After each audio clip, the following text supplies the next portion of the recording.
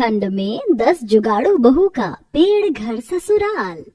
4 बहुएं खुदाई का औजार उठाकर पेड़ के तने को खोदने लगी। 2 बहुएं एक पेड़ को खोद रही थी और दूसरी तरफ 3 बहुओं ने लकड़ी इकट्ठा की थी और उन्होंने लकड़ी से बेड और कुर्सी वगैरह का जुगाड़ लगाकर बनाना शुरू कर दिया।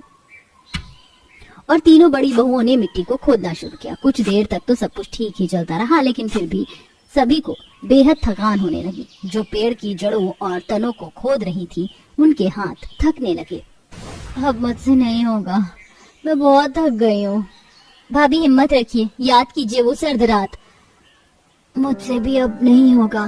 सभी बहुएं हिम्मत हारने लगी कि तभी पूजा बोली, आप सभी ऐसे कैसे हार मान सकती हो? अरे अपने नहीं तो कम से कम माँ जी के बारे में ही सोच लो। कल रात का तूफान हमारे लिए किसी इम्तिहान से कम नहीं था और अगर हमने आज हार मान ली तो फिर से हमें वही सब झेलना पड़ सकता है। इसीलिए ऐसे पीछे मत हटिए। माना कि ये मुश्किल है, लेकिन ये मत भूलिए कि रास्ता जितना मुश्किल होता है उसका इनाम भी उतना ही बड़ा होता है।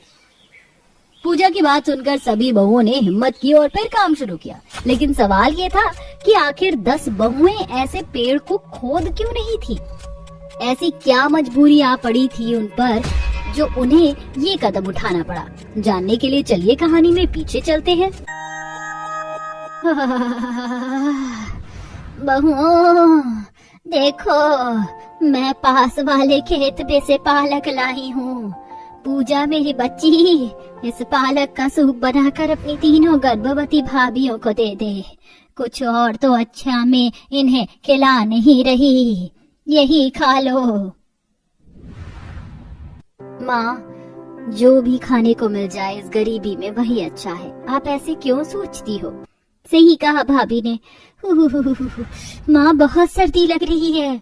सही कहा, आज तो सूरज की एक किरण भी नहीं निकली, जो जरा सी धूप ही सेक लेते। ऊपर से इस भूसे की झोपड़ी में दम निकलने को तैयार है। लगता ही नहीं कि हमारे सर पर 4 दीवारी है।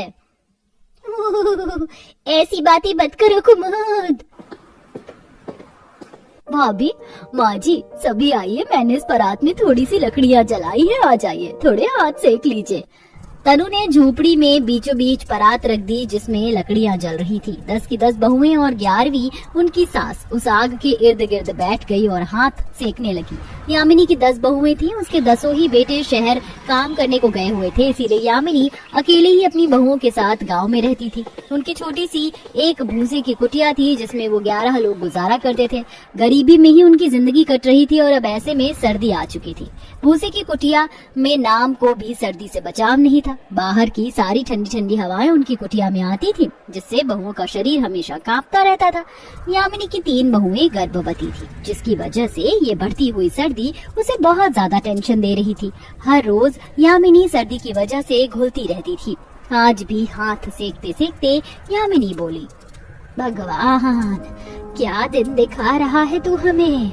अरे मेरी ना सही, लेकिन मेरी गर्भवती बहुओं की हालत पर तो रहम कर दे।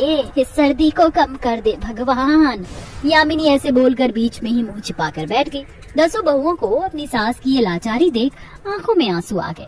कुछ इस तरह कांपते और आग के पास बैठे हुए उन सभी का आज का दिन कटा। और रात को जब वो सभी बोरियां ओढ़कर सोने को लेटी तो एक बेहद ठंडा सर्दी का तूफान आया। माँ जी, कितनी डरावनी आवाज आ रही है बाहर से इस तूफान की। माँ जी, कहीं ये तूफान हमारा घर ही ना उड़ा ले जाए। कैसी बातें कर रही है बहू, शुभ शुभ बोल। यामिनी ने अभी ऐसा बोला ही था कि तभी वही हो गया जिसका डर था। तूफान उनकी भूसे की कुटिया की छत को अपने साथ उड़ा ले गया। छत उड़ते ही ठंडे ठंडे तूफान ने बहुओं को चीरना शुरू कर दिया। बहुत सर्दी लग रही है माँ, अब बर्दाश्त नहीं होता। 10 बहुओं की आंखों में आंसू आने लगे। वो 10 की 10 इकट्ठा होकर खड़ी हुई थी ताकि ज्यादा सर्द हवाएं उन्हें ना लगे, लेकिन सर्दी इतनी ज्यादा थी कि उनकी हिम्मत टूटने लगी। किसी तरह इंतजार करके सवेरा आया, जिसके बाद सूरज की किरणें तन पर पड़ने से बहुओं को कुछ आराम सा मिला। अच्छा है जो आज धूप निकल आई है, कल की ठंड से तो लग रहा था कि जैसे जान ही चली जाएगी। चलो आप अलग दिशा, सभी मिलकर उपले बनाते हैं। सर्दी ने जान निकाली, लेकिन क्या करे, काम तो करना पड़ेगा। चलिए, अब कल जो कुछ भी हुआ उसे भूल जाइए, कम से कम हम सभी जिंदा हैं, इसी में भगवान का शुक्र है। माँ, मैं और बेला भाभी जंगल चले जाते हैं, अपना छप्पर सही करने का भी तो कोई जुगाड़ देखना ही पड़ेगा ना।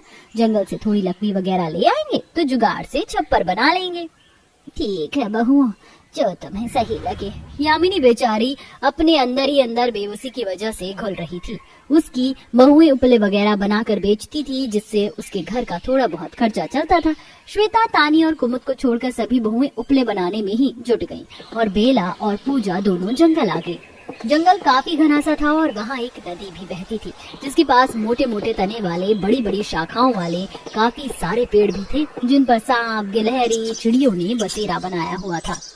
ये जंगल कितना डरावना है पूजा, जरा यहाँ के पेड़ देखो, जल्दी से यहाँ से लकड़ी लेकर चलते हैं। 1 मिनट रुको भाभी, आप पेड़ों को देखकर मत डरो, जरा पेड़ों की जड़ों, इसके तने में बसेरा बनाए हुए जानवरों को देखो। देखो उस गिलहरी को, इसने इस बड़े पेड़ को काट काट कर अपना कितना सुंदर घर बनाया हुआ ना। और इस सांप को देखो, ये कैसे इस पेड़ की जड़ में जा रहा है। इनके पास हम इंसानों से अच्छा घर है रहने को, जहाँ ठंडी हवा नहीं लगती है। सही कहा, अगर इन्हें देखा जाए तो हम कह सकते हैं कि हमारी जिंदगी तो इन जानवरों से भी बदतर है। भाभी, इन्हें देखकर दुखी मत होइए, मेरा ये मतलब नहीं था आपको इन्हें दिखाने का। मैं तो बस इसके जरिए आपको एक आइडिया देना चाहती थी। क्यों ना हम भी अपना घर पेड़ों पर ही बना ले। क्या कैसी बातें कर रही हो, ये असंभव है। आप ऐसा सोची हुई हैं, इसीलिए आपको लग रहा है। जुगाड़ वाली नजर से देखो भाभी, ये थोड़ा सा अटपटा जरूर है और मेहनत भी लगेगी, लेकिन ये संभव है, हम कर सकते हैं। पूजा के बोलने पर बेला को भी समझ आने लगा और वो दोनों खाली हाथ ही जंगल से लौट आई और अपनी सास को पेड़ों में ससुराल बनाने के बारे में बताने लगी। बहुओं, कैसी बातें कर रही हो, भला पेड़ में कोई घर बना सकता है क्या? पेड़ पूरा ठोस होता है। हाँ माँ, बना सकते हैं, जब जानवर ऐसा कर सकते हैं तो इंसान क्यों नहीं। हाँ माँ, मुझे भी थोड़ा थोड़ा समझ में आ रहा है, लेकिन मुझे कुछ भी समझ नहीं आ रहा बहुओं। ठीक है, जो करना है करो। यामिनी ने अपनी बहुओं को घर बनाने की इजाजत दे दी। बस फिर क्या था, अपने अपने औजार उठाकर 10 बहुएं चल दी और वो जंगल में आ गई। पास में ही नदी थी और ऐसे में उन्होंने 3 पास खड़े बड़े बड़े पेड़ को अपना घर बनाने के लिए चुन लिया। देखो, हम तीनों गर्भवती हैं, इसीलिए हम खुदाई का काम नहीं कर सकते, लेकिन हाँ, हम मिट्टी जरूर ले आएंगे और हम घर इस तरह बनाएंगे। इन 3 पेड़ों में हमारा घर होगा। पेड़ में हम एक दरवाजा और खिड़की लगाएंगे और तने को नीचे से खोदते हुए सीढ़ियां बनाएंगे और इनकी फैली हुई जड़ों में हमारा घर और रसोई होगा। अच्छा ठीक है, तो चलिए हम पेड़ को खोदना शुरू करते हैं। 4 बहुएं खुदाई का औजार उठाकर पेड़ के तने को खोदने लगी। 2 बहुएं एक पेड़ को खोद रही थी और दूसरी तरफ 3 बहुओं ने लकड़ी इकट्ठा की थी और उन्होंने लकड़ी से बेड और कुर्सी वगैरह का जुगाड़ लगाकर बनाना शुरू कर दिया। और तीनों बड़ी बहुओं ने मिट्टी को खोदना शुरू किया। कुछ देर तक तो सब कुछ ठीक ही चलता रहा, लेकिन फिर भी सभी को बेहद थकान होने लगी। जो पेड़ की जड़ों और तनों को खोद रही थी, उनके हाथ थकने लगे। अब मुझसे नहीं होगा, मैं बहुत थक गई हूँ। भाभी हिम्मत रखिए, याद कीजिए वो सर्द रात। मुझसे भी अब नहीं होगा। सभी बहुएं हिम्मत हारने लगी कि तभी पूजा बोली, आप सभी ऐसे कैसे हार मान सकती हो? अरे अपने नहीं तो कम से कम माँ जी के बारे में ही सोच लो। कल रात का तूफान हमारे लिए किसी इम्तिहान से कम नहीं था और अगर हमने आज हार मान ली तो फिर से हमें वही सब झेलना पड़ सकता है। इसीलिए ऐसे पीछे मत हटिए। माना कि ये मुश्किल है, लेकिन ये मत भूलिए कि रास्ता जितना मुश्किल होता है उसका इनाम भी उतना ही बड़ा होता है। पूजा की बात सुनकर सभी बहुओं ने हिम्मत की और फिर काम शुरू किया। एक दिन में तो उनका घर नहीं बना, लेकिन मेहनत करने से उन्होंने 4 पेड़ों की जड़ों में 4 बेडरूम, रसोई और लिविंग रूम बना दिया। साथ ही उन्होंने अपने घरों में जाने और जंगली जानवरों पर नजर रखने को दरवाजे और खिड़कियां भी बनाई। वाह बहुओं, मैंने सोचा नहीं था कि यह पटासा जुगाड़ इतना कारगर साबित होगा। मुझे तुम्हारे ऊपर नाज है मेरी बहुओं, लेकिन अभी भी एक कमी है। यहाँ हमें घर मिल गया, नदी भी है, बस कुछ खाने की सुविधा होती तो। उसका जुगाड़ भी हमने कर दिया है माँ। हमने घरों के पीछे बीज बोए हैं, हम यही खेती भी करेंगे माँ। यहाँ हमने आलू और चाय वगैरह उगाई है। अरे वाह, यामिनी अपनी बहुओं की बात सुनकर खुश हो गई। बस फिर क्या था, बहुओं ने उन पेड़ों में ही अपना वक्त काटा। वो खेती करती थी जिससे उन्हें खाने को मिल जाता था, साथ ही नदी को वो अपने बर्तन और कपड़े वगैरह धोने को इस्तेमाल करती थी। और उनके घर सर्दियों में काफी गर्म भी रहते थे। और अब सब कुछ ठीक हो चुका है। शादियों के सीजन में श्रुति की शादी हुई और वो अपनी डोली में बैठकर अपने ससुराल के लिए विदा हो गई। ससुराल में मेरा स्वागत होगा, मेरी सास, मेरी जेठानी सब मुझे बहुत प्यार करेंगे, कितना मजा आने वाला है। श्रुति ससुराल के बारे में सोच रही थी। वो अपनी डोली का हल्का सा पर्दा हटाकर बाहर की तरफ देखती है। गाँव आ गया, बस थोड़ी देर में मैं अपने ससुराल पहुँच जाऊंगी। तभी वो देखती है कि डोली गाँव की तरफ जाने की जगह जंगल की तरफ जाने लगती है। अरे ये क्या, डोली गांव की तरफ क्यों नहीं जा रही, जंगल की तरफ क्यों जा रही है? क्या पता कोई रस्म बाकी रह गई हो ससुराल पहुंचने से पहले। आजकल लोग रीति रिवाज भी बहुत ज्यादा करती हैं। श्रुति पर्दा लगाकर चुपचाप बैठ जाती है। डोली चलती रहती है और कुछ देर में जंगल के अंदर पहुंच जाती है, जहां अनुराग घोड़ी से उतरकर डोली के पास आकर श्रुति को बाहर निकालने के लिए कहता है। अरे श्रुति, बाहर आ जाओ, तुम्हारा ससुराल आ गया है। हैरानी से श्रुति डोली से बाहर आती है तो वो देखती है कि सामने एक बहुत बड़ा पेड़ है जिसमें दरवाजा है। वो बिल्कुल घर की तरह नजर आ रहा होता है। दरवाजे के पास उसकी सास और जेठानी खड़ी होकर उसका स्वागत कर रही होती हैं। बहू आ जाओ, इस घर में तुम्हारा स्वागत है। देवरानी जी, स्वागत है आपका आपके पेड़ के ससुराल में। ये कैसा वाहियात मजाक है, मेरा ससुराल एक पेड़ के घर में है, ऐसा कैसे हो सकता है? अनुराग, मुझे मजाक अच्छा नहीं लग रहा। तुम तो मुझे किसी और घर में लेके गई थी, कहीं तुम लोग फ्रॉड तो नहीं हो? क्या तुमने मुझे इतना बड़ा धोखा दिया है? मुझे तुम लोगों पर डाउट हो रहा है।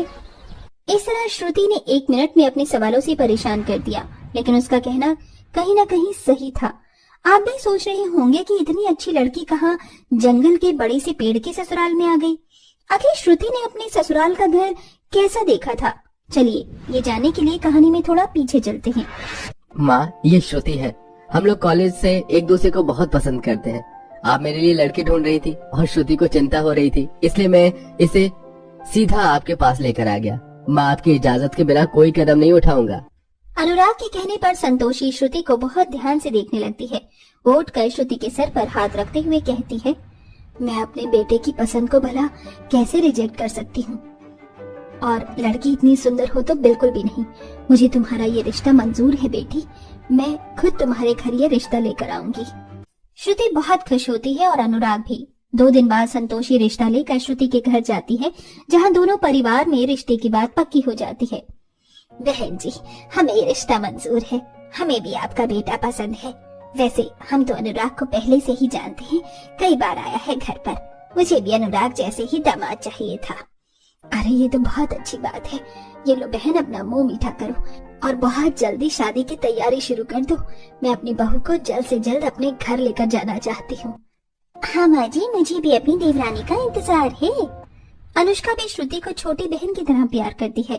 दोनों परिवार में शादी की तैयारियां शुरू हो जाती हैं, लेकिन कहते हैं ना, जहाँ सब कुछ खुशी के साथ अच्छा खासा चलने लगता है, वहीं कुछ न कुछ ऐसा हो जाता है जिसकी कोई कल्पना भी नहीं कर पाता।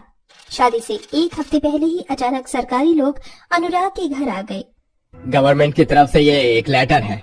आपने गैर कानूनी तरीके से अपनी जमीन से आगे जरूरत से ज्यादा जमीन, जो कि सरकारी जमीन है, उस पर अपना घर बनाया हुआ है। जितनी सरकारी जमीन है उसे गवर्नमेंट द्वारा खाली करना होगा।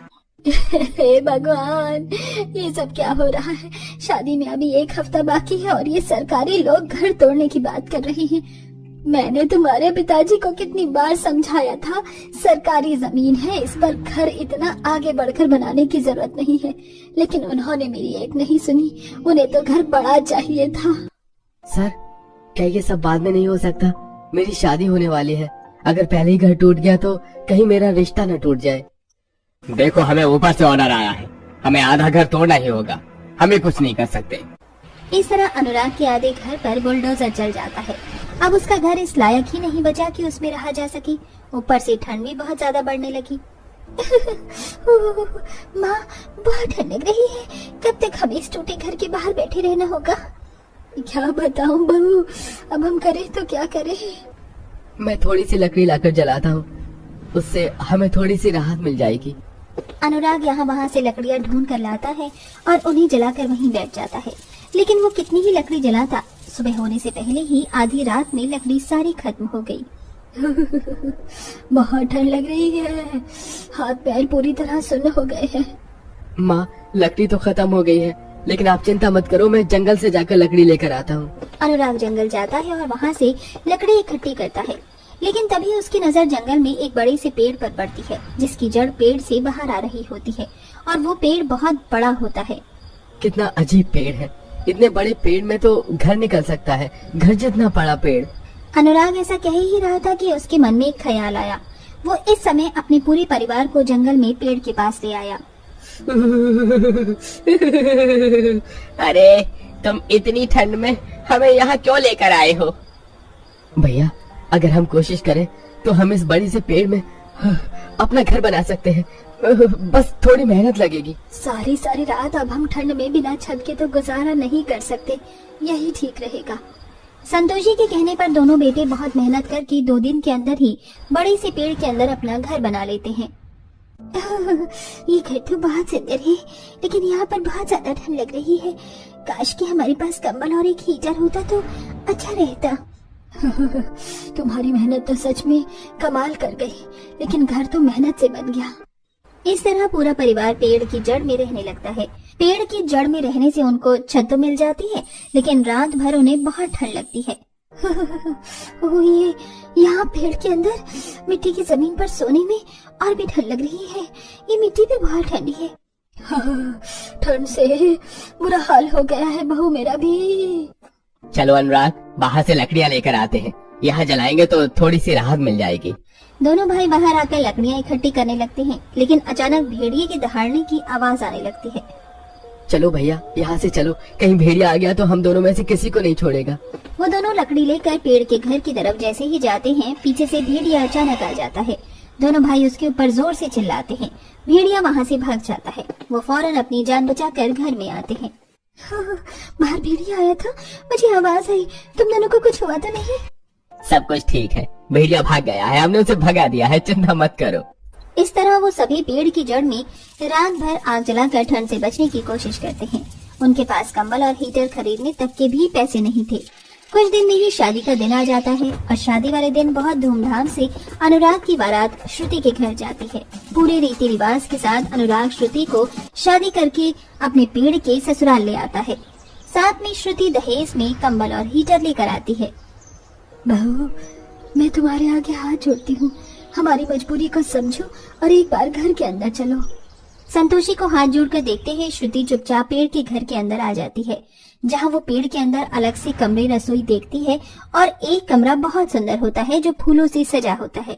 जंगली फूलों की खुशबू से श्रुति का दिमाग ठंडा हो जाता है। बहुत गर्माहट है यहाँ, और ये कमरा कितना प्यारा और सुंदर है। ये मैंने और माँ जी ने खुद अपने हाथों से तुम्हारे लिए सजाए हैं और अनुराग ने भी मेहनत की है। बहू, हम चाहते तो नहीं थे कि तुम्हारा गृह प्रवेश इस पेड़ के ससुराल में हो, लेकिन इस पेड़ की ससुराल में रहना हमारी मजबूरी है। ऐसा कहने के बाद संतोषी श्रुति को शुरू से लेकर अभी तक की सारी कहानी बताती है, जिसे सुनने के बाद श्रुति कहती है, इतना सब कुछ हो गया, फिर भी आपने मुझे कुछ बताया क्यों नहीं? मैं ये नहीं चाहती थी कि कहीं इस बात से मेरे बेटे का रिश्ता न टूट जाए, इसलिए तुम्हें कुछ पता नहीं चलने दिया। लेकिन तुम चिंता मत करो, हम लोगों ने लोन अप्लाई कर दिया है, बहुत जल्दी हम लोग उस घर को तैयार करवा लेंगे। माँ जी, आप चिंता मत कीजिए, मैं आप सब समझ गई हूँ। उस रात श्रुति देखती है कि उसके ससुराल वाले पेड़ के घर के अंदर जमीन पर सो रहे हैं और ठंड से कांप रहे हैं। लेकिन इसी के चलते श्रुति अपनी अमीर मायके से एक हीटर और कंबल लेकर आती है। उसने हीटर को जलाकर वहां रख दिया और पूरे परिवार के साथ अपना कंबल ओढ़ लिया, जिससे पूरा परिवार आराम की नींद सो पाया। कुछ दिन बाद ही उनका घर ठीक हो जाता है और वो वापस अपने घर आ जाते हैं।